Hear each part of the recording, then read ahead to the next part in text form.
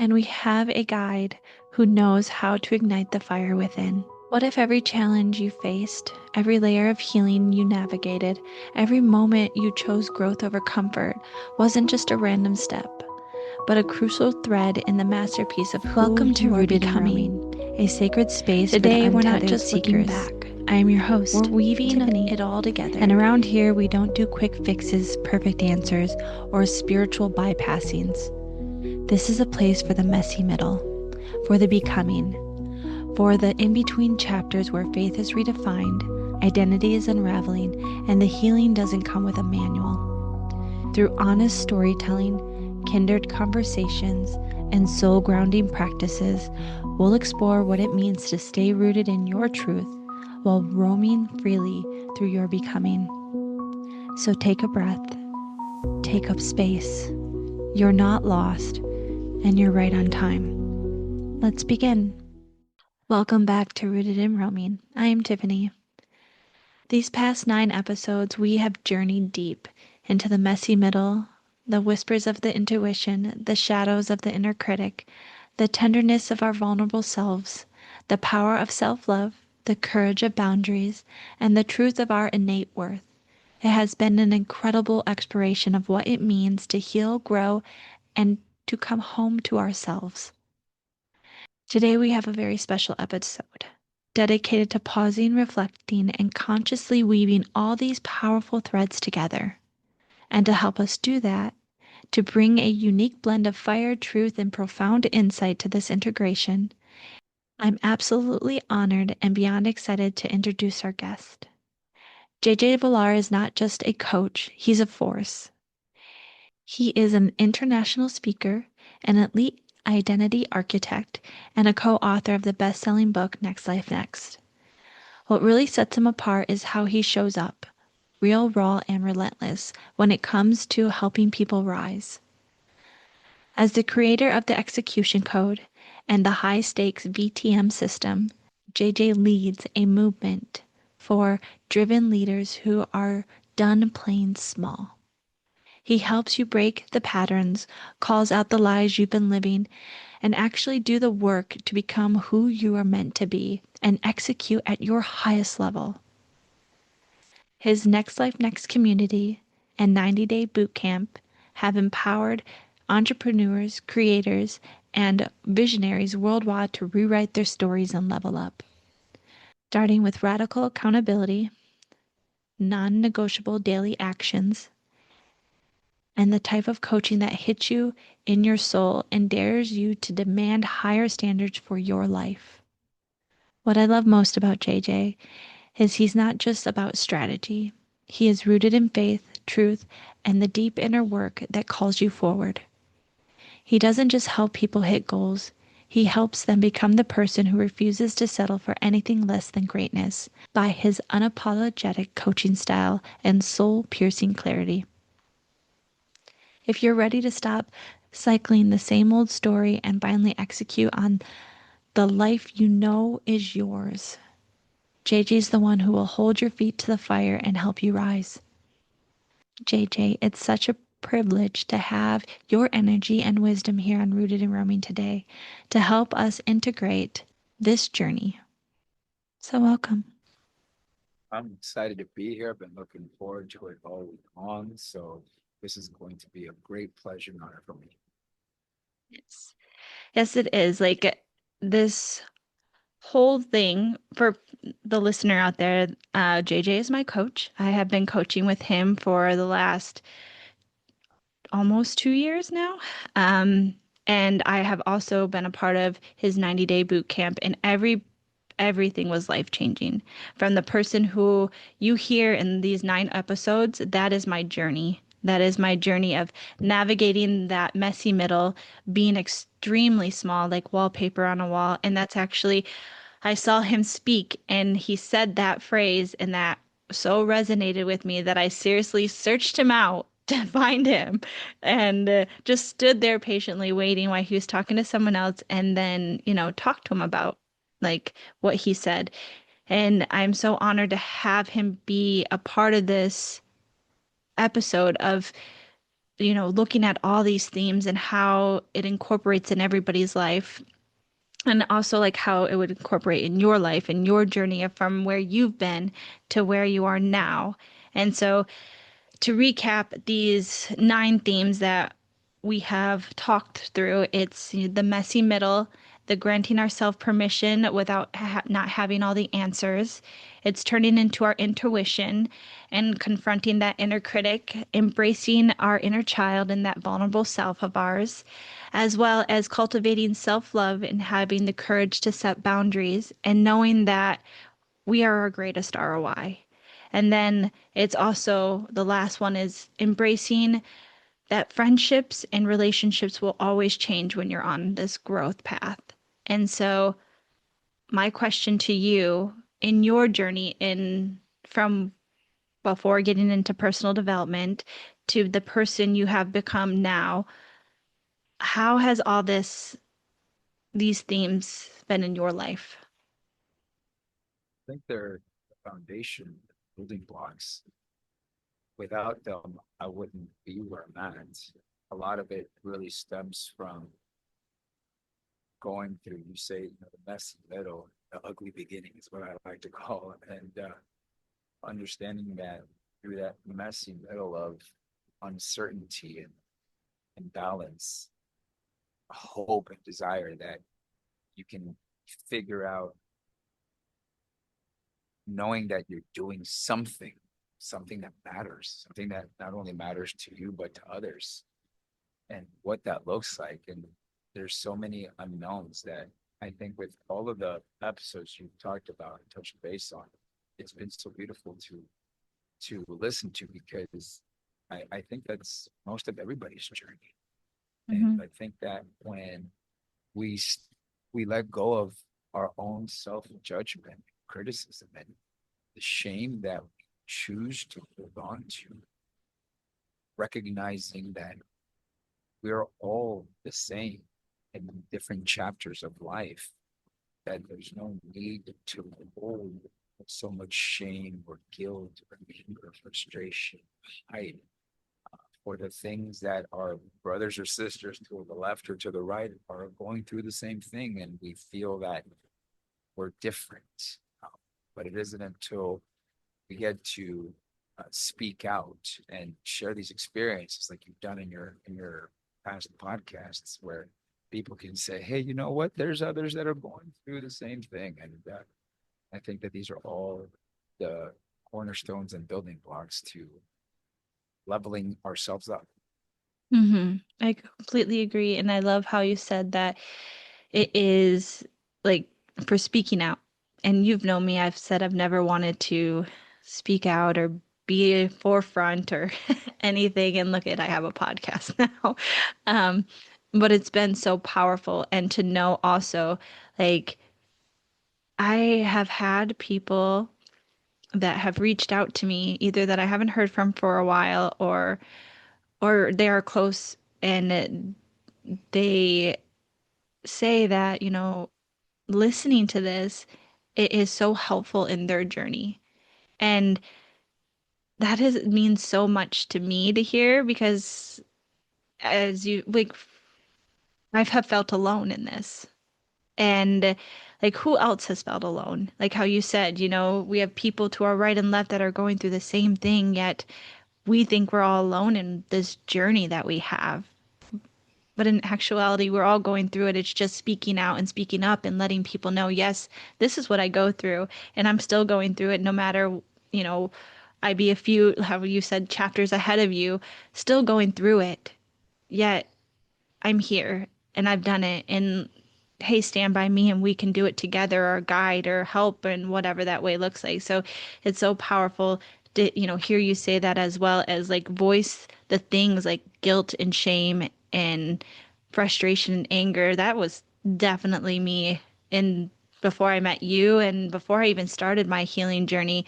And who else sits in that, Who else sits in the vices that they deal with or the mental health that they're going through and just sits by themselves and like that's what this is here for and bringing people on like you to be able to like hey we all go through it no matter how high how low we are we're here together and we can navigate it in a community through a podcast.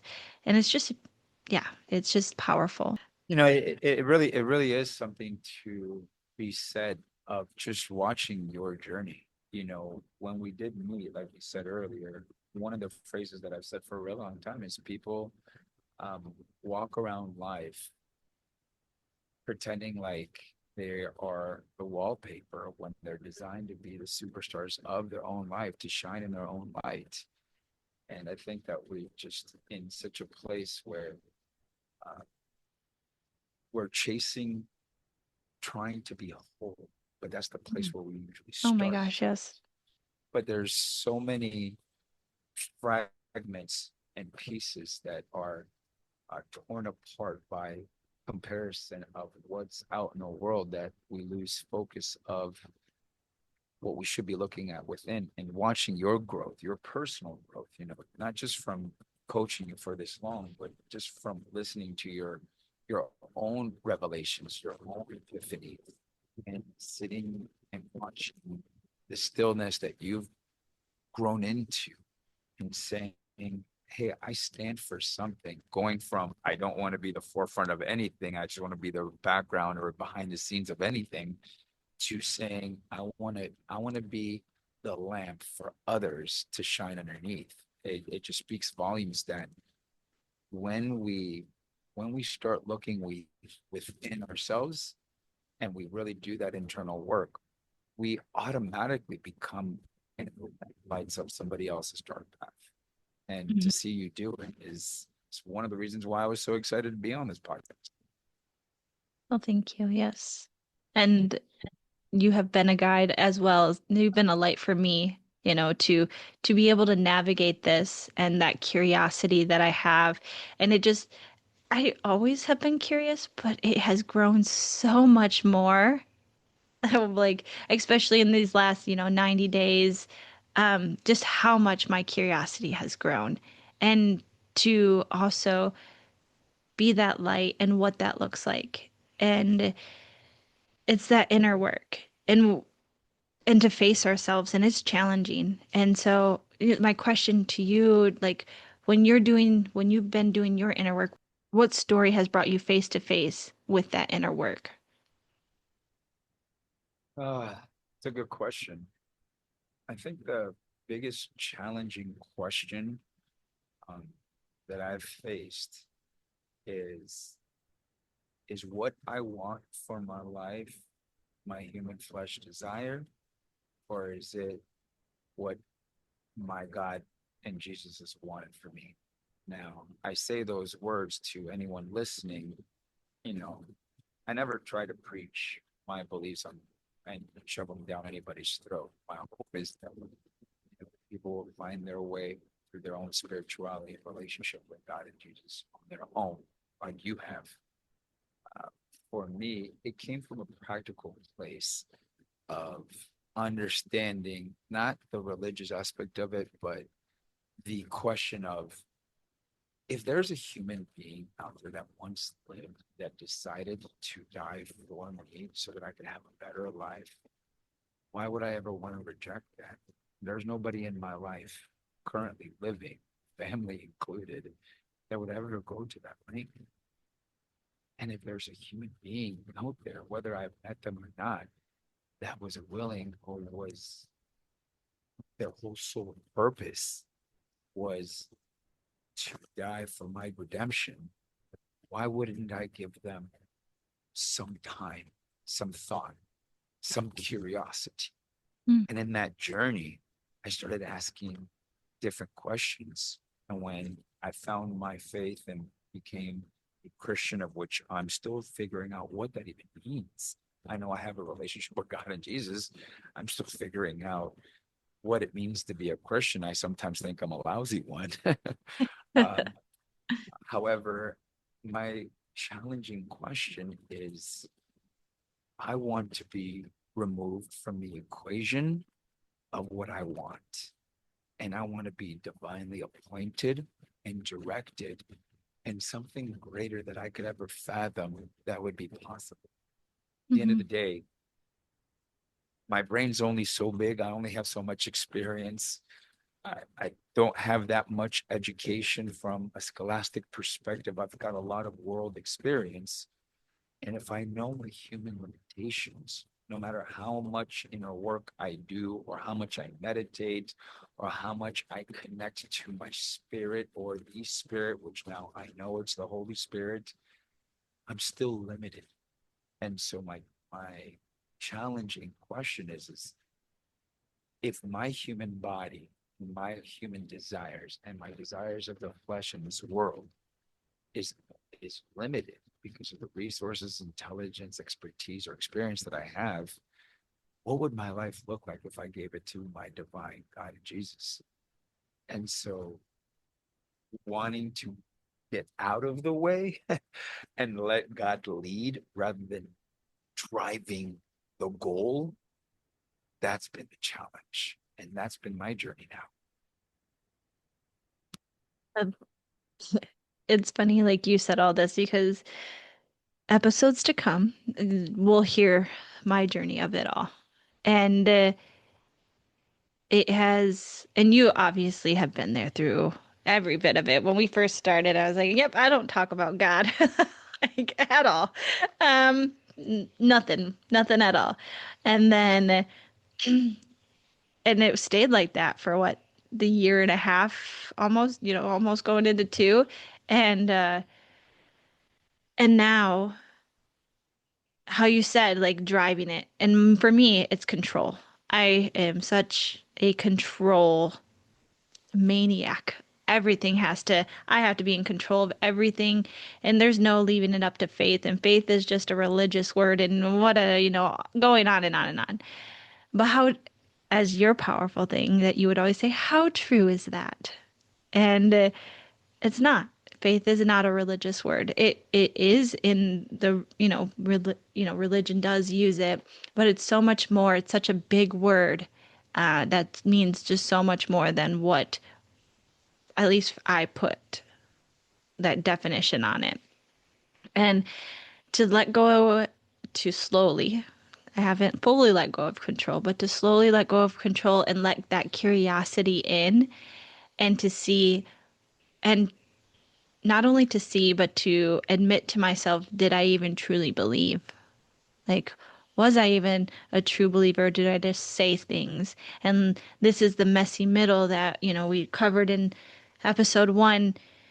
This is the messy middle of figuring it out. Like, what do you believe? And what is faith? And is there a God? And all the things that you could question when it comes to a higher power, source, spirit, whatever you do believe in, the universe.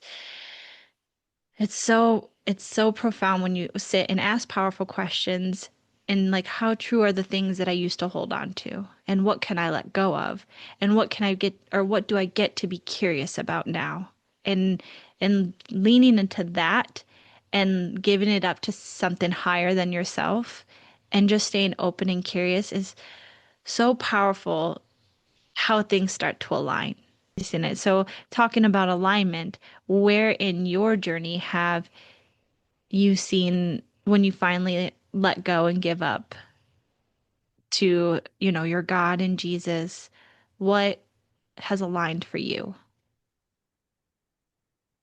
It's interesting. Uh, I'm still um, I'm still at a point where I see things that happen in my life that are unexplained. And at first, when I started this journey, I just chalked it up everything being, oh, it's God, it's Jesus. There's also a lot of stuff and actions and steps and conditioning and discipline that I take uh, to get to where I want to go. And I think that there's, in my understanding, my limited understanding is I'm now embarking and learning how to read the Bible and how to visualize and how to understand it, starting to study theology. So, in my limited knowledge and resource, from that perspective, I try to approach everything from a practical perspective, and so that I don't get too biblical or religious or spiritual. it's from that application. And so for me, the things that are aligning, it's like, okay, well, I'm doing the steps that are going to get me to the finish line. And when I start doubting myself or I allow that inner critic to take over, I really just understood what my belief of true surrender is, and I give it to God. And I think that the biggest thing, biggest alignment is that when I pretend to think that I can manage or hold or understand any of the emotions or thoughts that run through our body and our mind on a daily basis from our human experience, that who am I to believe that I can comprehend any of that? That's when I give it to God. And in that has created such an alignment of obedience. And I believe that if I stay obedient to my goal and my desire, like I teach any of my clients or through our boot camp, I always start with what's the outcome. My outcome is to be as Christ-like as possible, not from a holy or righteous perspective, but to be a kind man, to be somebody who wants to inspire other human beings, someone who can see grace in everything that they experience or anyone that they encounter, and being someone who understands true unconditional love, regardless of whatever might be going on to the flesh of inside of me. And with that outcome, with knowing that, there's steps that have to happen along the way. And if those Mm-hmm. steps from a practical application perspective, whether I understand the word or not, whether I believe God or Jesus is or isn't real, none of that matters if I'm not applying the steps from a practical perspective to try to get to that outcome. And so, to your point, for me, the biggest thing in alignment is not just what I believe or what I want to believe, is the steps that I take on a day-to-day basis that will help me get to a better place of understanding within the belief I want to have. Mm-hmm. Because the truth is, I mean, I know this glass is real from my understanding. I don't know if God or Jesus is or isn't real. I know my faith tell me they are. I know my ability to read the words from a Bible and other biblical scriptures and findings and research tells me it's real, but I can't hold it, feel it, touch it, sense it, smell it, speak to it like a practical perspective. So I have to be obedient. I have to be obedient by knowing the outcome. The outcome is to be a kind man, a Christ-like man, from my understanding of it. And by taking those steps within alignment, that it will strengthen my belief, my faith, and it'll get me to be more like Christ. Mm-hmm. Mm-hmm. I love when you said take the steps. And my question would be like, how important is pausing, like pausing, integrating, and then taking the next step instead of just, okay, moving on, moving on, moving on, instead of just sitting with it? Like, how important is that? Well, that's a really powerful question. And, you know, obviously you've been with me long enough to even see my own evolution. And, I heard something recently at church about the difference between being driven and being led. And for me, I've been driven my whole life. And that drive, that insatiable hunger for success, for impact, for abundance, um, even within the idolatry of wanting to have significance and mattering, in the limelight of what actually doesn't matter, that drove me to a place where I didn't stop. I didn't breathe. Uh, it's like I equate that to having a conversation with a friend that rambles a mile a minute. And by the time the conversation ends, you realize that the other person never even got a word in, but the person speaking just feels like they got connected. The person just listening was like, okay, well, that was that. And that's what I believe my whole life has been up to this point. And I think that the pause, the moments of silence, is the ability for God to be able to connect with us. Is like saying, shut up, dude. I need to tell you something. And if you don't stop and if you don't pause and if you don't sit in stillness just for a little bit, you're gonna miss the sign. You're gonna miss the message. You're gonna not hear my voice. And when I started understanding that more, and I'm practicing it now, and it's extremely difficult to for somebody who's high strung like I am and who has used ADHD and ADD as the excuse and the crutch from a diagnosis that happened umpteen years ago that I have used as my default of why my life is the way it is and why I behave the way I behave until I grabbed a hold of it and I stopped giving it power and started pausing um, through those moments of reflection. I started seeing life different and I started understanding that there are things that we're driven to do that we have no business doing. But when we listen to what we're being led to do, success comes a lot quicker. And if we're all after an abundant life, a successful life, my encouragement to anyone, to myself, to you, to any listener, is to rest in the pause and listen so you can be led rather than being so driven. Mhm. I resonate with that so much because that is the in between. That in between is that pause. It's asking you to stop. You don't have to have the answers, and you just get to sit with yourself. And that's what, like, at least for me, I always dreaded that in between because I was like, I have to have all the answers. I have to have it figured out. Why don't I have it figured out? I should be on to the next. And like I was losing control. But actually, like, I have the most control into that because I just get to sit and then like give myself permission to be in it, to not have all the answers. And that's where like the intuition comes in and God goes through you in whatever way will resonate. And it's so funny. It's so funny because I've started listening to worship music. Funny thing is I've had half the songs I listened to were already in my playlist. It was like just, the tipping point of here, I'm going to give this to you.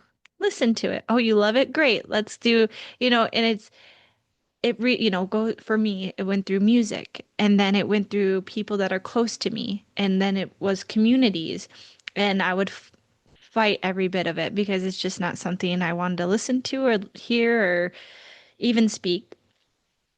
And then just seeing how my intuition would play a role in everything that would just pop into my life.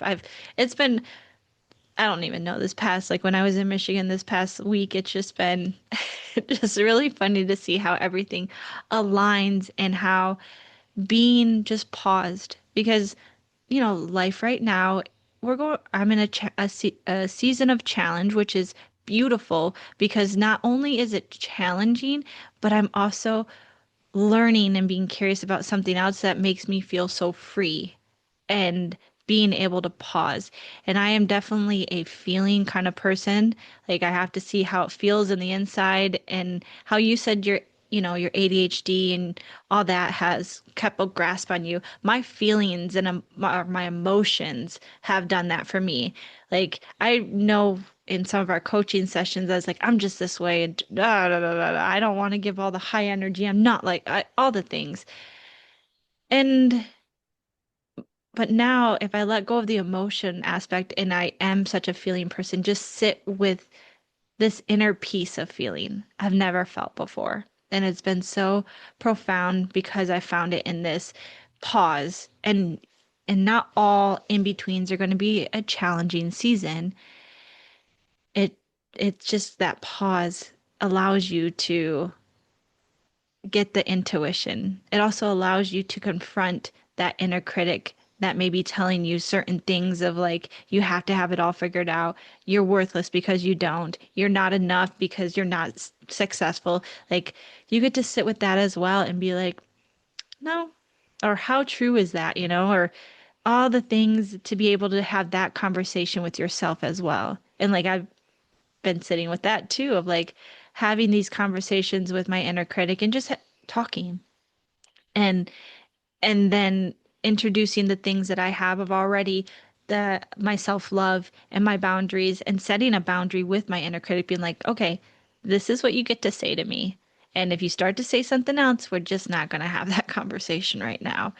And it's been so powerful, like this whole in between. And it is that pause that you get to hear and listen and see what comes in and however it works for you. Like my friend JC, her intuition is strong and it all comes through whispers, and it's been beautiful. And I guess I'm curious of, where does it come in for you to hear it from you? Where do you hear God the most or see him talking to you?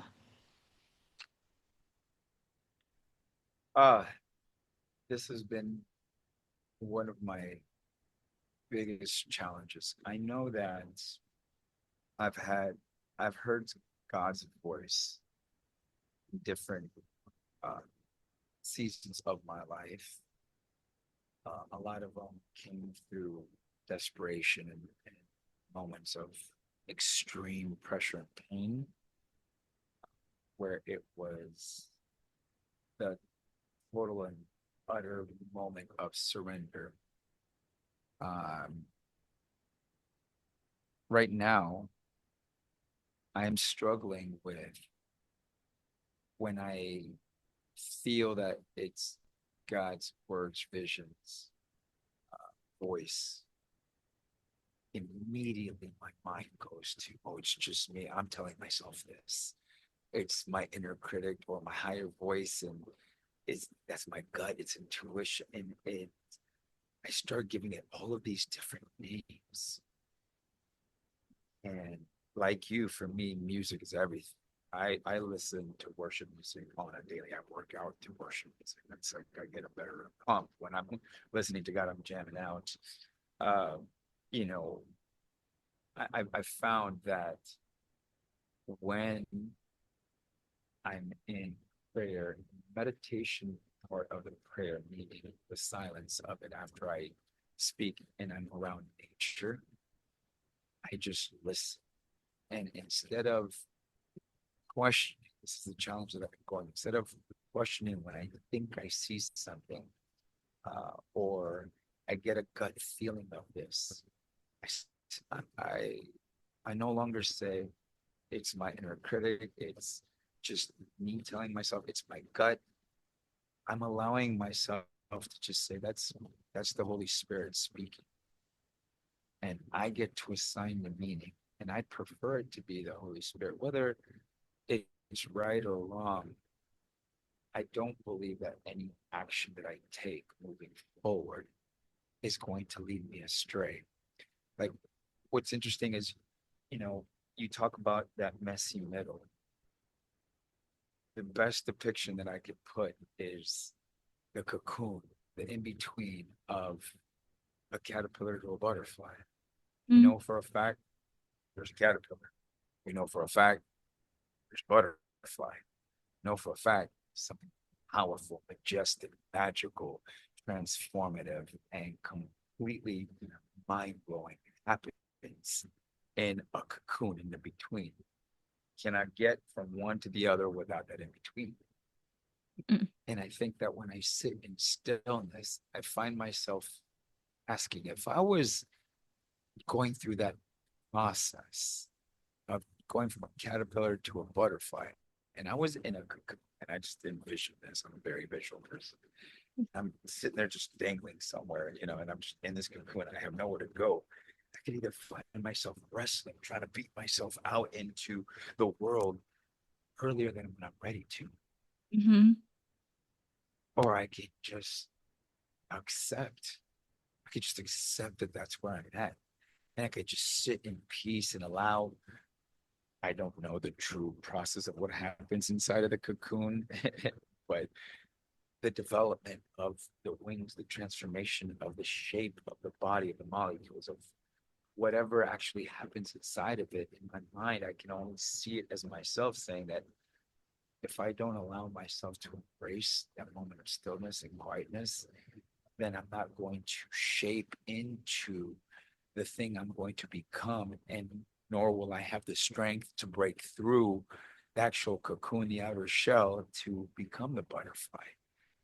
And the reason why that's so powerful is that that in my mind is like, okay, I could have many voices, or I could just assign it that it's the Holy Spirit. That's the messenger that God and Jesus sent for me to be able to listen. And so now when I see a vision, like these last 4 days, I was at a worship conference from my church. It's absolutely brilliant. And there, the stage, it was like 3.5 days of different pastors and preachers from all over the world, and worship teams come in, and it was the most majestic and magical thing to be a part of, to where they would say, this isn't a stage, this is an altar. And there was a moment where you would see people rush to the altar. It's a huge T-shaped stage. They would rush to this altar and drop on their knees and just release. And I went to the front and I dropped on my knees and I put my hand on the stage, which is this altar. And I just saw flashes of what I'm supposed to be doing. Mm-hmm. And instantly I said, okay, well, I now know that these visions are the Holy Spirit, are the visions that were put in me even before I even started thinking about it from a human perspective. And so without that in between, without that moment of stillness, um, without that voice, and it comes different for everybody. For me, Mm-hmm. it just happens to be in those moments where I'm around nature, music, or silence. Mm-hmm. Yeah, for me, water, like And masses of water. Yes. water. Yes. That too. That's why I live in Miami in front of the water right here. Yeah. So Yes, yeah. like, and it's funny to now know that didn't believe, yet every time I was in front of masses of like the ocean for sure, I would just sit in peace, and like that was a connection to God. And it was a few months or a couple months ago when I was in Texas on the coast, and I sat there, and still I had yet to actually start reading the Bible, or even reading what the book that got me into reading the Bible, or what. I just sat there and I was like, wow, I feel so connected to God. And I was like, well, that's weird. Like just to acknowledge that, or and to know, like, this is also a way he's been connecting with me for my entire adult life. And to hear you talk about that, that week, this past weekend, because I was so excited for you. And there was something in there was like, because when you offered a ticket to somebody, whoever reached out to you got a ticket because you had an extra one.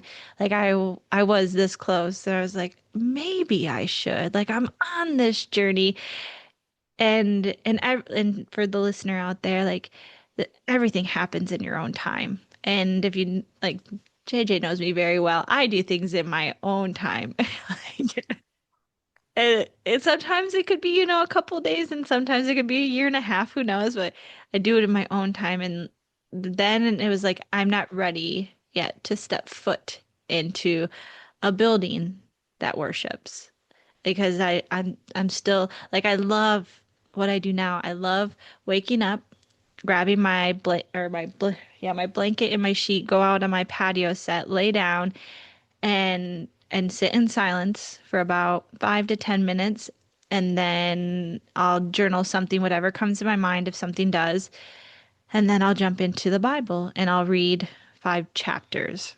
Like that is my church right now. And to know like it can be anywhere. It doesn't have to be in a building. It's just wherever you want to start that journey and wherever you're sitting. It's basically like you may not even be in the position like where JJ or I are at, and you're still trying to even fathom of is there a God or whatever you're going through.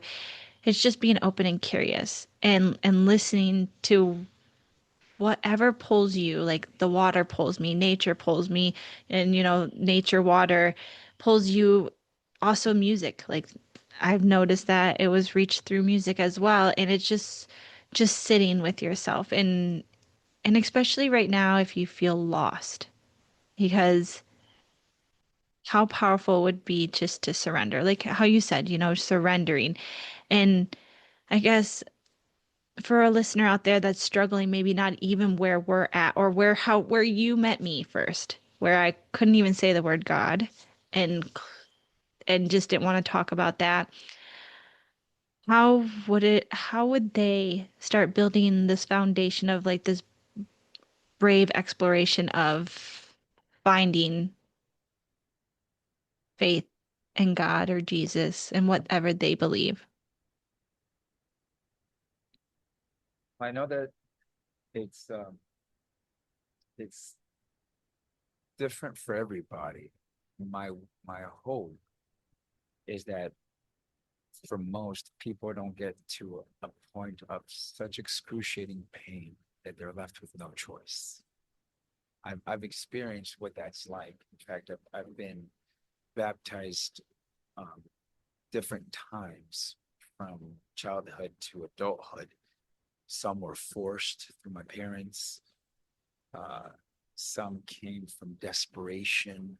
Some came from excruciating pain. And this most recent one was just this love, joy, and uh, desire of connecting to something that I actually, as an adult, chose to believe in. And I would say to anybody, when you ask yourself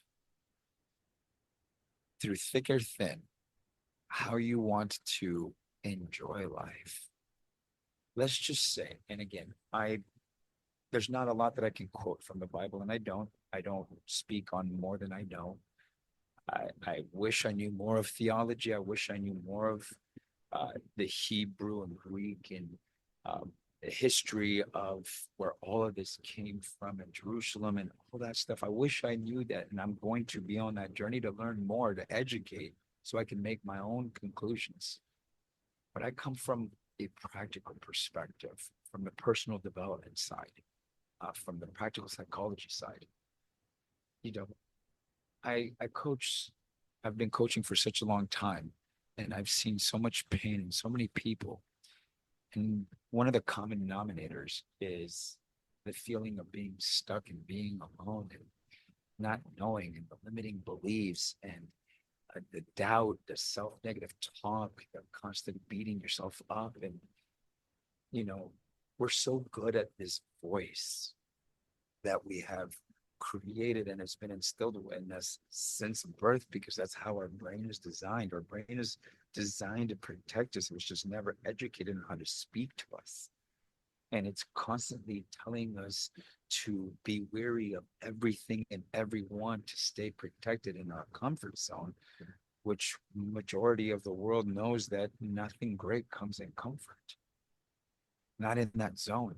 And from a practical perspective, I would encourage anybody to sit and think, if you had two roads, one was a majestic way of living that you didn't have to worry about doubt, shame, guilt, sorrow, pain, sadness. If there was a companion, a friend, someone that would, without a shot of a doubt, never leave you, never forsake you, never abandon you, and was always there. Doesn't mean that they would always agree with you. Doesn't mean that they will always give you your requests. doesn't mean that they would be fair, but would always be there by your side. And the other road is the road of the world that we know, push comes to shove, your closest friends, your most beloved relative, given the right circumstance or the wrong circumstance, depending on how you view it, whether it is pain or whether it is society or the government or politics or financial struggles or whatever it is, given the right context, people will look out for themselves. And you will always have to have this question whether or not somebody will be there. Will they protect you? Will will they support you? Will they understand you? Will they forgive you? Will they encourage you? Now, from a practical perspective, again, this isn't biblical, this is just practical. If I sat in the middle and I said, one route, there's a question, and on the other, there's 100% certainty.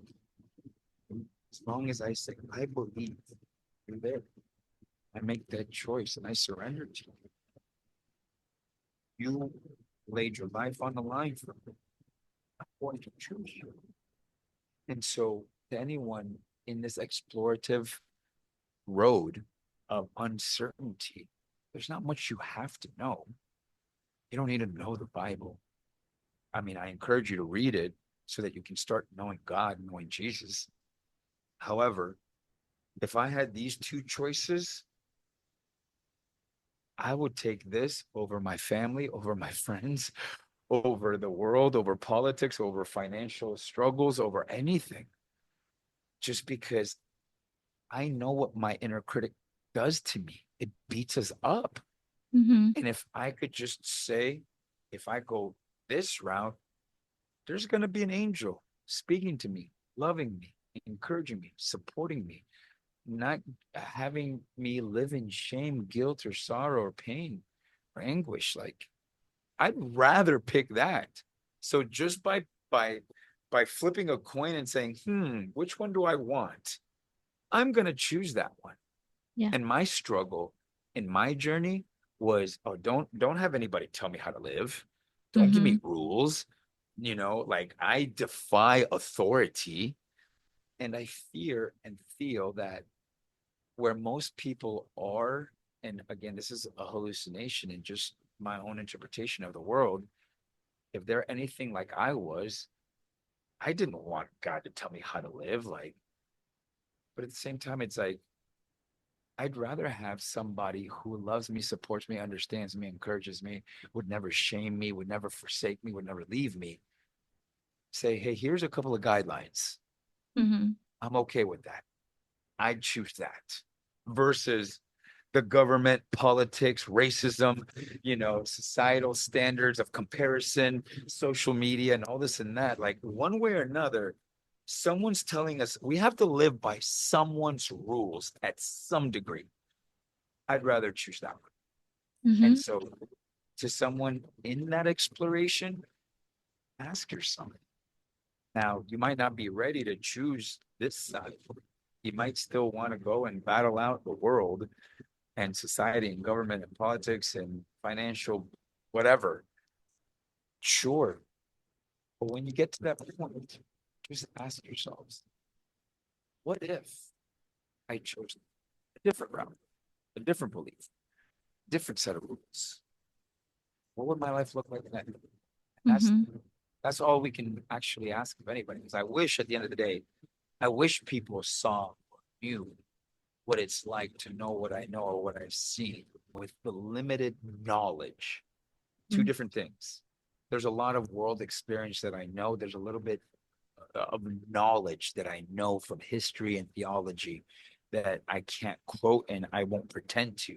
But what I do know from my life experiences, from seeing it from behind bars, from seeing it from trying to take my own life, from seeing it from begging for my life from death, but from seeing it from abuse, from seeing it from the streets. God has Mhm. shown up time and time again. And even then, I still chose the way of the world. But it wasn't until I said, okay, from a practical perspective, I'm tired of being by myself and doing it by myself.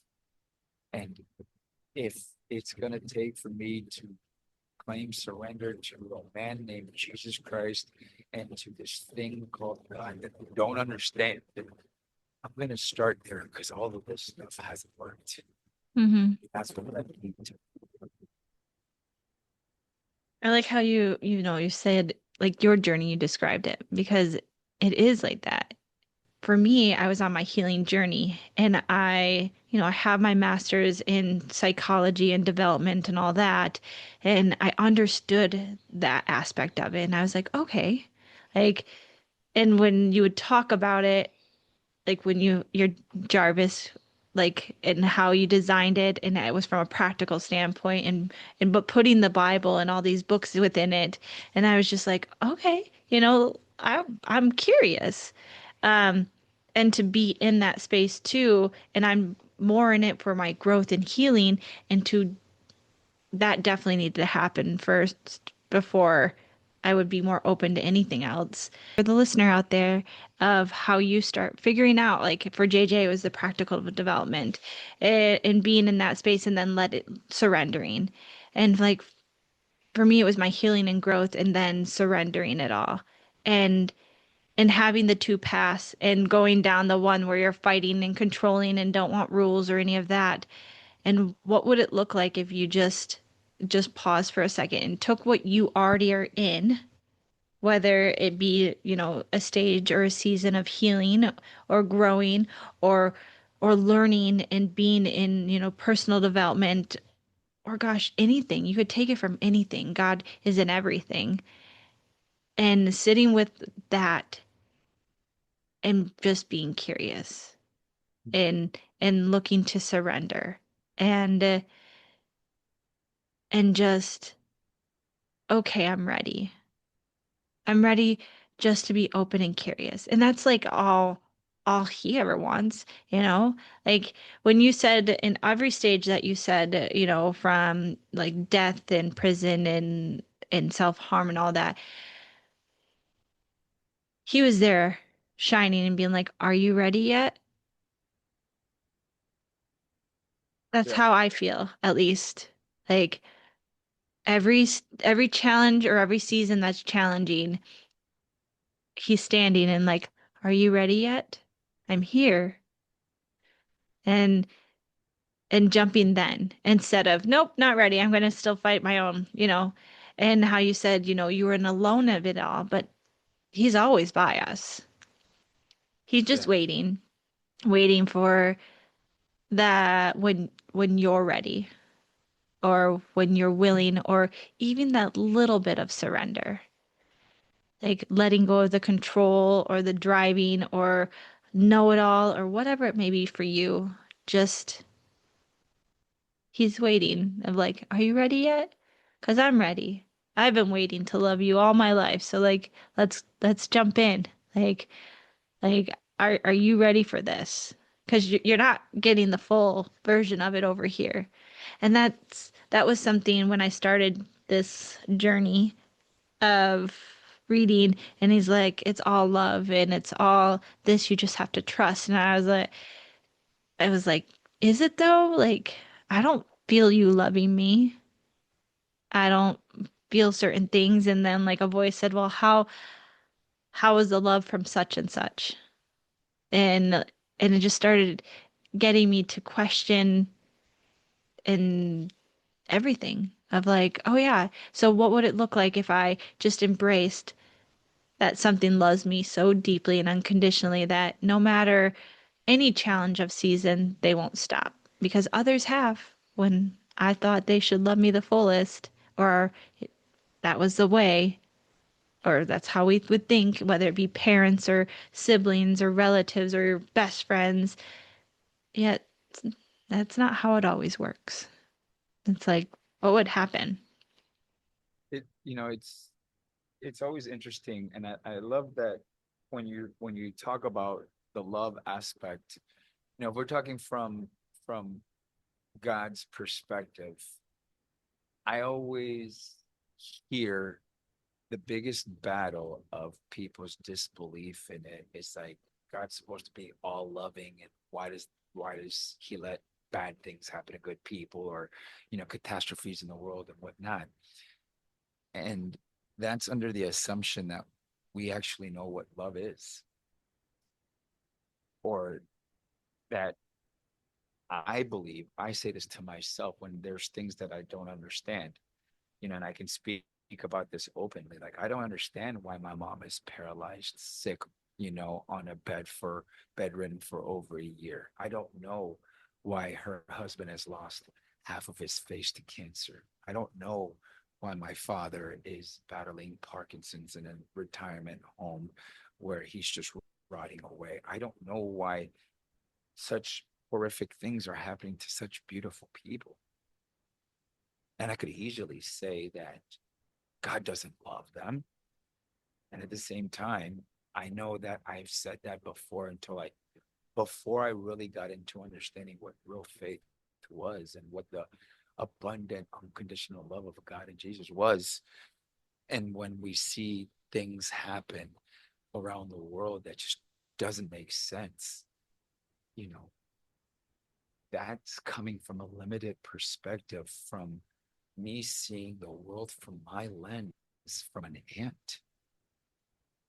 I don't know if I pull the lens back, if I could just wave my magic wand and all of a sudden I would be at the height and level and gravitas of what God and Jesus are, and can see past, present, and future. Would I think different? Would I say different? Would I feel different? Would me now looking at my family going through such horrendous pain and struggle, would I discredit it as God doesn't love them, or would I now see the master design, the big plan? You know, and I think too is understanding what I believe or want love to be. I think that we believe that love is supposed to be, sunshine and rainbows, butterflies, and all this cool, pretty stuff. But then I look at different situations in life where I could say, although I grew up in a tremendous and enormous amount of abuse, my parents loved me to death. They just did the best that they could with what they knew and Mm-hmm. how they were raised. And it's difficult from a psychology perspective, from a practical or personal development side, to equate that, to understand that, because like I believe chaos is only chaos until you pull the lens back, and then you can see a bigger picture and different angles. And when we get into this whole love bit, I think that that's the struggle with most people, that they can't understand or fathom why things happen the way they happen.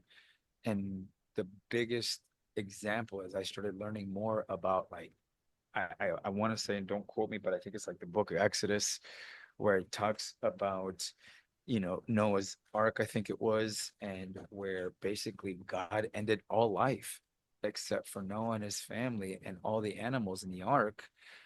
And it's like, how could God's wrath do this? How could he kill so many? And in my perspective, it's like, because he loved us so much. There was so much evil in the world, he reset everything. And I think that there's been a variation of that we have gone through in our life today, even like the pandemic, you know, to each your own. I'm not saying that I Mm-hmm. truly believed in what that was, However, that's like the closest reset I think we had in a long time since I've been alive, that I would love to say. And the meaning I gave it is like God saying, okay, I'm going to put everybody in the same playing field: rich, poor, you know, black, white, tall, short, thick, thin, man, woman. you know, this side of the world, that side of the world. We're all going to give you guys the exact same thing. And With we're going to see timeout. what you do with it. We're going to give you, we're going to put you on the corner with a little dunce hat. And we're going to say, and we're just going to see what you do. Mm-hmm. And it's like, you look at moments like that, I believe that's a whole bunch of love. People were going to say there's a whole bunch of, there was so much injustice from it. And I lost friends too. I lost family too, to the illness. But there's also more millionaires made in that era than any other era. So don't quote me on that, but from my research on that, it's like, why did so many people thrive and why did so many people fail on such a big reset? Why did so many people turn to love, to hope, to faith? And so many people turn to hate, despair, jealousy, shame, and regret. So I guess, to anyone listening is, what does love mean to you? And when did when were we told that love was fair Mm. or love was kind or love was just or love didn't have a heavy hand? Mm-hmm. I love everything you said there because I resonate with it. Like going back to like starting with parents. For for me, it was my healing. And I love that you said, they did the best that they could. And I find that so true. Like by no means did I have a perfect life, upbringing, any of that. Yet I know now that they did the best that they could, which allowed me to be the person that I am, which is like beautiful in what I see. And then like going then fast forwarding to the pandemic and how people looked at that. Like the pandemic for me was a blessing because it ripped me open to see how unhappy I was and how horrible I was treating people in my life and in my career and that's not the person I was meant to be or to do any of that. And so I Yeah. that got me on my healing journey. And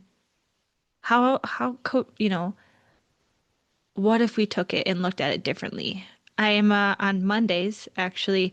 I am a part of this women's group, and we didn't understand the word, and we didn't know where we were at with God, and we just would talk and we'd take little phrases and how you said, what your parents are going through and your family, or even like say a child comes down and a parents and they lose their child to cancer or they're fighting cancer in that challenging season.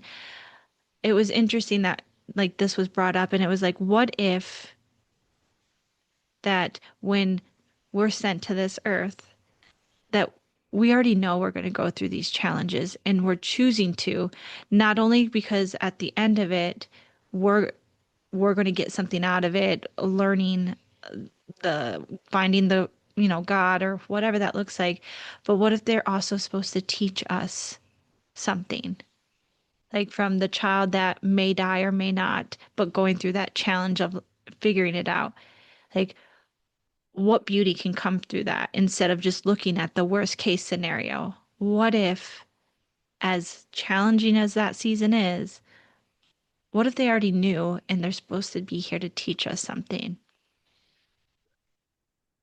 Yeah, 100%. I It's interesting that, I mean, I'm also coming from a different perspective, you know, without going too much into that story. When you gamble with your own life, you know, I went through a period, a very dark period that um I attempted suicide and I gambled with my life for something so silly, so trivial when you really think about it in the big scheme of things. Like obviously back then I was in the mess. And so Hmm. I saw it differently. But now in hindsight, I see it. It's like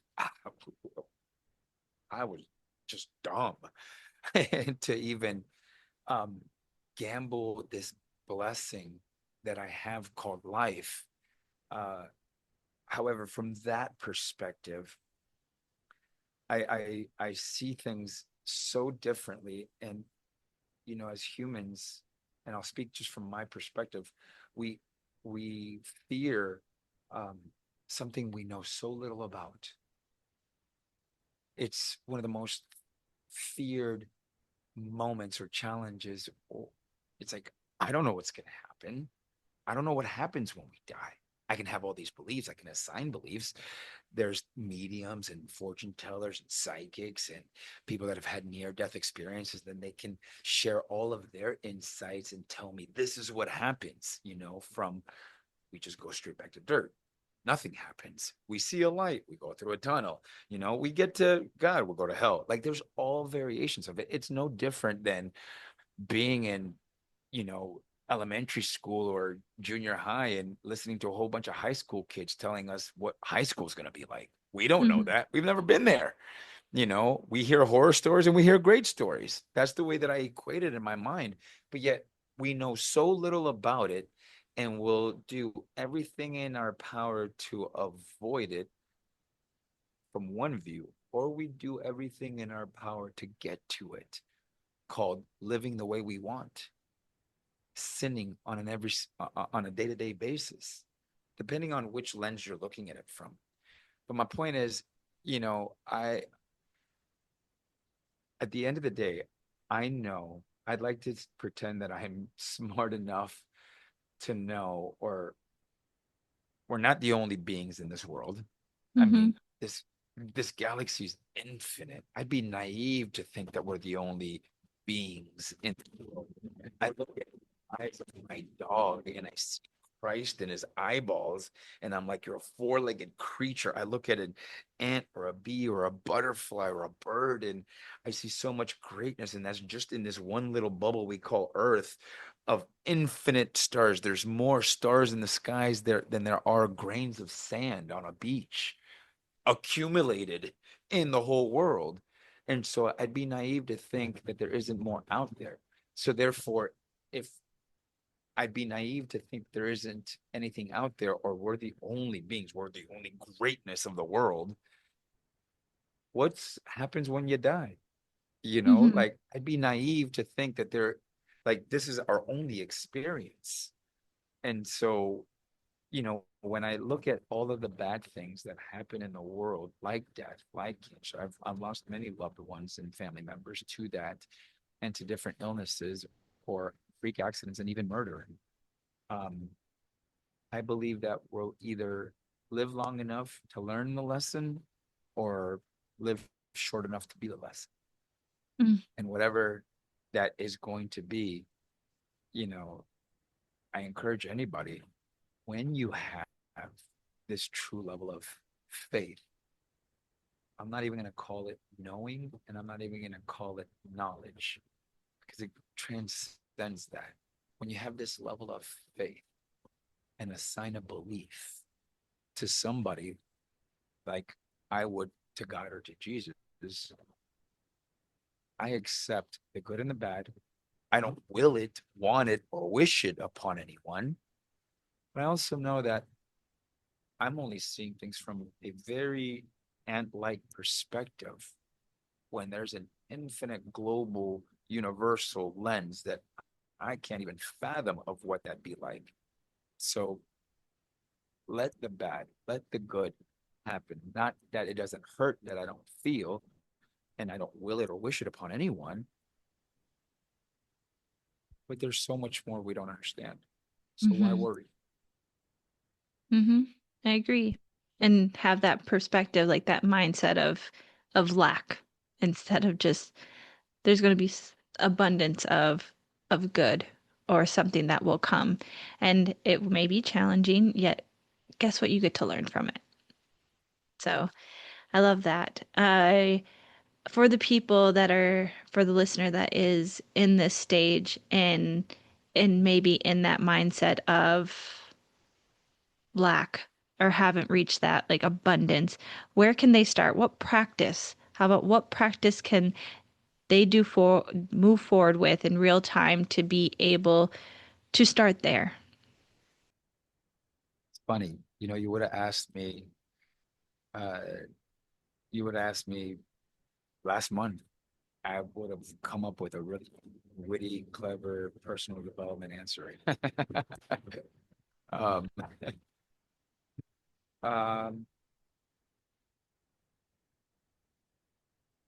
best practice that I would even encourage anyone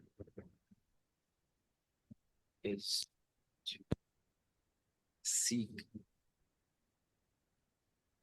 But what I mean by that is, if I want to learn about finances or business, I'm going to ask somebody that knows, professor, a coach, an expert. Go read thinking investment, just like I would if I wanted to know something. I'd go on YouTube and start, you know, deciphering what's great information, what's crappy information, or even in the personal development side, I would start seeking. And if not to urge anyone from a religious or biblical perspective, but just from a practical perspective, if I want to know more of somebody named God, somebody named Jesus, I want to go to the most accurate literature, the most well-researched literature there is, to go find out for myself. Mm-hmm. And I would encourage somebody to start opening up with the pages of the Bible. Like, even I bought my first Bible because I had a client that knew the Bible backward and forward, and yet they still hired me as a coach.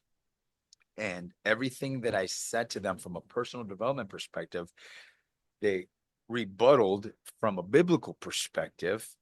And I just kept bumping heads with them. And I was like, okay, I have to know this client. If I want, it's like, for whatever reason, there's something that they're missing, even though they're so spiritual, religious, and devoted to Christ from their lens, but yet they're still hiring a coach to help them from a practical side in their life. I have to know who they are. And I went on Amazon, I bought a Bible and I started reading it, and I started finding out. I was like, okay, wait a minute. Like, everything that I know from psychology and from personal development is in this book.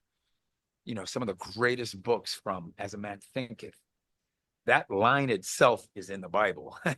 And that's a title for an incredible personal development book.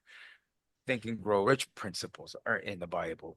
The 7 Habits of Highly Effective People are in the Bible. It's like I can go on and on and on these lists that are like that make up my library of personal development and psychology, that I can trace back to the Bible. And I was like, okay, it got me to be able to talk to the person in language that they Mm-hmm. understood.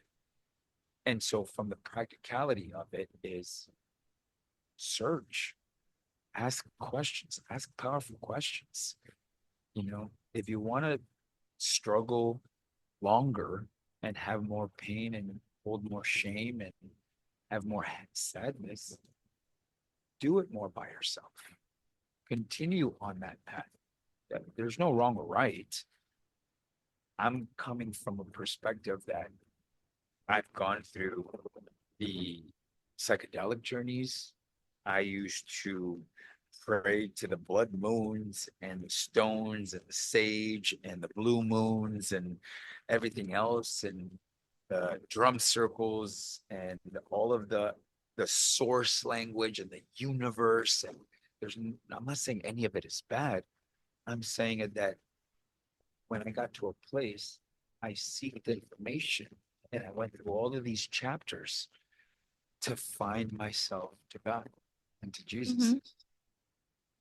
And that's what I would encourage anyone to do, you know, or stay the same. Mm-hmm. Yep. It's somewhere, I think I already read it, but it's seek and you shall find.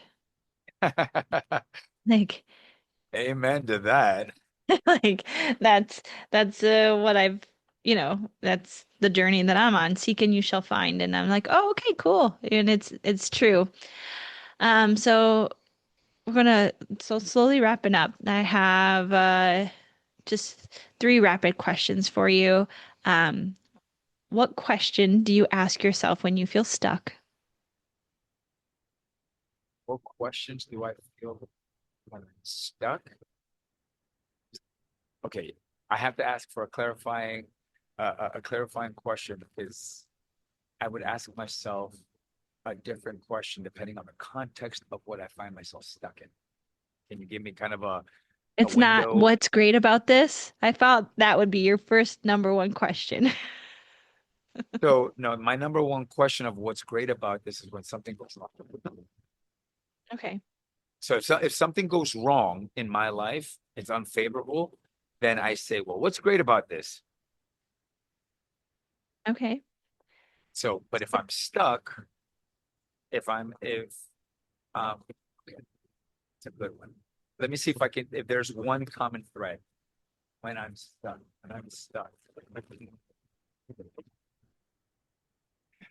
Okay, I'll put it this way. If I'm stuck in something that I'm trying to to do or to know so that I can get somewhere else, I'll put it in Hmm. that context. Um, I would say, what's a great question I could ask myself? I would start with finding a question. Okay. Actually, yeah, genuinely, like even if you think of it, when something went wrong, I would say, "What's great about this?" That's a question. Hmm. So I'm psychoanalyzing it right now in real time. It really would go into the question. I would ask a powerful and empowering question if I'm stuck. Of I would know the outcome of what I'm trying to achieve, and I would ask a question that would inch my way into progress. And if I didn't know the answer, then this is the empowering question. This is what I would call the booby trap question. If I didn't know a question, I would always ask myself, well, if I did know the question, what could I ask? Hmm. Because that alone allows me to embody a different frame of thinking from a different perspective, or I would embody someone that I think would know, and I would immerse myself and pretend to be that person to start thinking from their perspective, kind of like what they would call in quantum leaping, getting somebody's intellect and intelligence from a different line of physics, if you will, and bringing it back to your present time. And that is always by a question. Hmm. Tell people the power of questions because that opened my mind. And one question that I always ask myself is, how true is that? So I'm obsessed with questions, and I will say, uh, I believe in the law of questions, which states you're always in a question. And Hmm. even right now, for anyone listening, you're probably asking, is that true? That's a question. So everything, everything that I believe everything that we see, we feel, we touch, we experience from the microphone you're speaking into, from the laptop that we're speaking through, to everything, to this cup, to our phones. Somehow there was a question that led to that creation. Hmm. Questions equates to creation. A question can either build your life or break your life. A simple question has built nations, and a simple question has destroyed nations. The power of questions is as important as breathing. And when you see it to that magnitude, you'll start asking more powerful questions. Hmm.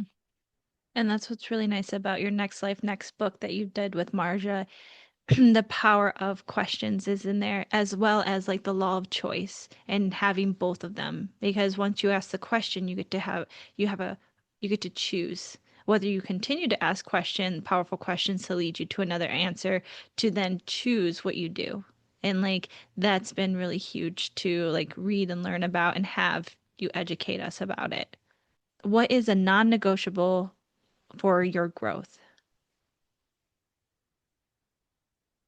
Oh, many, but I'll give you one.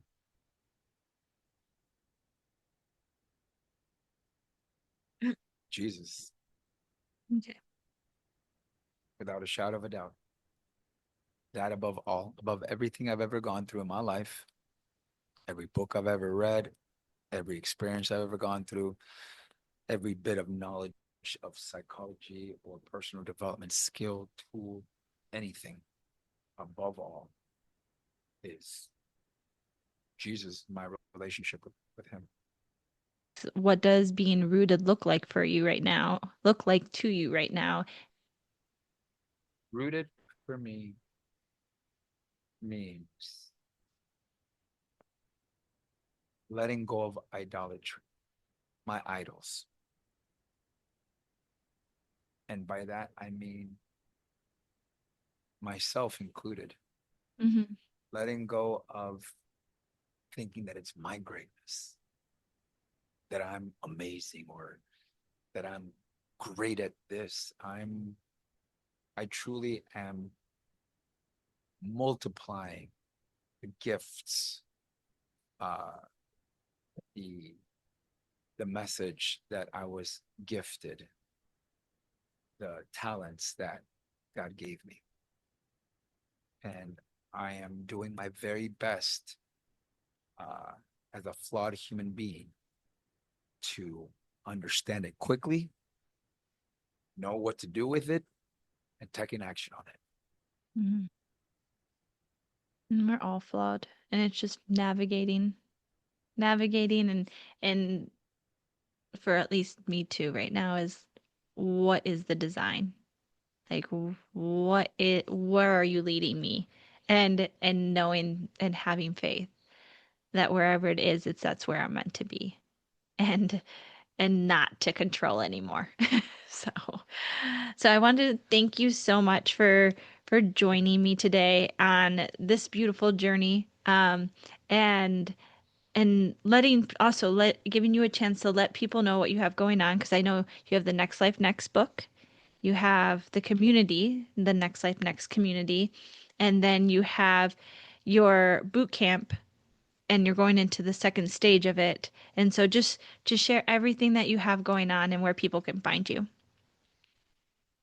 Uh, well, yeah, first and foremost, it's been a pleasure. Always such a delight to speak to you and hope that anyone listening uh, really just asks themselves powerful questions and with an open heart and an open mind is able to receive whatever they're intended to receive. This isn't to encourage them or sway them in any way. It's just to share perspective and experiences that might open up a different window of opportunity. That said, yes, as you mentioned, I co-authored a book with my best friend, Marsha Sign. Next, next transition, uh, set them where they're you can find that on Amazon. Just type in Next Life, Next Book. You'll find it. It's got a beautiful compass in the front cover. Uh, the community that we run is based on the principles that we wrote on the book. When we found out that there was a lot of people that would want more after the book. So we created a Next Life Next Mastermind, which we meet on Mondays weekly online. We have people, glorious members from all over the world that we encourage for anybody to come in, anybody that's wants to come from your community that's listening to this, that wants to just check it out, reach out to us, and we'd be more than happy to extend a guest invitation so they can check it out for themselves. Um, and then you can find that on nextlifenextmastermind.com. Uh, what I'm doing right now is build out a brand new platform called the Execution Code, which is three different stages. One is a breakthrough boot camp of 90 days of helping people have their let go of the identity that they've held on to, but to grow into the identity that they've unrolled into. It's a 90-day online experience. We take people through some very experiential Mm. learnings of frustration and excitement and learnings. And so that's our breakthrough boot camp through the execution code. We have a 3-day challenge coming up next month that you can find on executioncodechallenge.com, which will be announcing the dates for it shortly. It's a 3-day experience, taste of what the breakthrough boot camp is like. And now we're starting on July 1st, the second iteration, ascension, after the first boot camp, which is basically the second step boot camp 2.0, which we call the self-mastery quest for the execution code, which is another 90 days of within, so that you can do the inner work that helps you elevate to the human that you be proud of, so that by the end of it, living your life worth it. And Mm. find me on Instagram under my name, the real JJ Villar, all one word. Somebody had my name, so I had to put the real in front of it. Or you can also find me on jjvillarcoaching.com. Okay. And all of that will be in the show notes below. And yeah, anyone that wants to be involved, I highly recommend it. I have been a part of the coaching and the community and the boot camp, and he's not kidding. It will definitely, it's an experience and it will open you up and challenge you in many different ways, which is so beautiful because I wouldn't be where I am today without doing the work and being a part of it. So thank you. Thank you for being on this call with all of us listening. And till next time. So much. I enjoyed this opportunity, and I encourage you guys to enjoy the messy middle. Yes. Wow. This episode with JJ took us somewhere deeper, straight to the heart of faith, identity, and the divine alignment.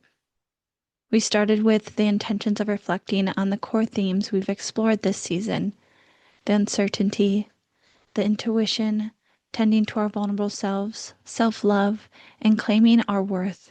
But what often happens when spirit is invited in, the conversation quickly dove beneath the surface to the real anchor that is supporting it all: our relationship with God, with the divine, however that resonates for you.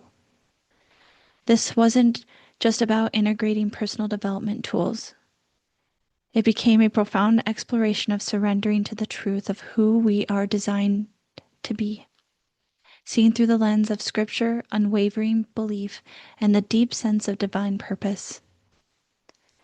JJ shared his own story: how encountering God, how building the relationship shifted absolutely everything, not just how he leads or the work he does in the world, but the very essence of how he lives. This conversation was such a potent reminder that while healing work, courageous action, and the deep identity exploration are all so important, but without connection to the Word, without that foundational relationship with the divine, we might just find ourselves rebuilding on shaky ground. What I love and admire most about JJ is that he doesn't sugarcoat the journey or offer an easy answer. He shows up fully rooted in truth and deep faith with the fire. He will challenge you, lovingly but fiercely, to stop playing small, not from a place of ego, but from a deep understanding of our divine responsibility and potential. So, as we close this powerful chapter of integration, here's my invitation for you this week, sparked by the wisdom of JJ. Look at all the ground we've covered through this season, all the unlearning, the healing, the reclaiming, and then ask yourself with courage and honesty, what's one truth about my connection to the divine, about my faith, that perhaps I've been avoiding or fully haven't leaned into? And what's one way I can choose to root myself even deeper in my faith and stop running from the unique divine calling on my life?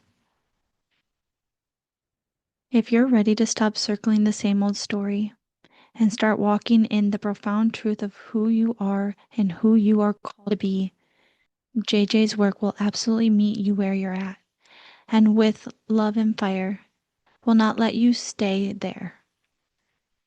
If this calls to you, I encourage you to explore what he has to offer. His links are below. Thank you for being on this incredible journey. I greatly appreciate it. Stay tuned till next time, because something special is coming. And until next time, stay rooted, keep roaming, and I'll meet you in the in-between. Thank you again for being here, for listening, for letting this space be a part of your journey. If something in this episode stirred something in you, let it root. And if you are still in the messy middle, still figuring things out, you're not behind, you're becoming. Make sure to follow or subscribe so you don't miss out on what's next. You can connect deeper with me on Instagram, or if you're craving a sacred community, join us at Rooted in Roaming, the Facebook group. The links will be below. Remember, you don't need to have all the answers. Just take a deep breath, speak your truth, and have the courage to keep going. Until next time, stay rooted, keep roaming, and I'll meet you in the in-between.